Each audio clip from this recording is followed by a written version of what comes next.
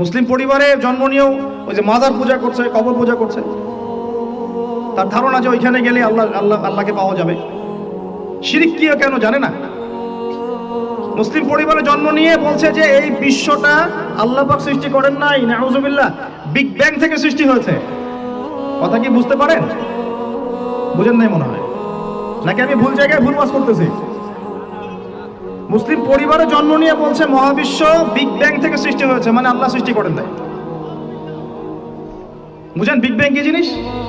আল্লাহ পাক সূরা আম্বিয়াতে বলেছেন, আওয়ালাম ইয়ারাল্লাযীনা কাফারু, কাফেররা কি দেখে না, আন্নাস সামাওয়াতি ওয়াল আরদা, এই পুরো সাত আকাশ এবং এই জমিন পৃথিবী, কানাতা রাতকান ফাফাতাকনাহুমা, এটা একটা বিন্দুর মধ্যে ছিল। সাত আকাশ এবং জমিন এক বিন্দুর মধ্যে ছিল। ফাফাতাকনাহুমা, আমি আল্লাহ এটাকে বিস্ফোরিত করে আলাদা করে দিলাম। সুবহানাল্লাহ। তাহলে কে আলাদা করলো?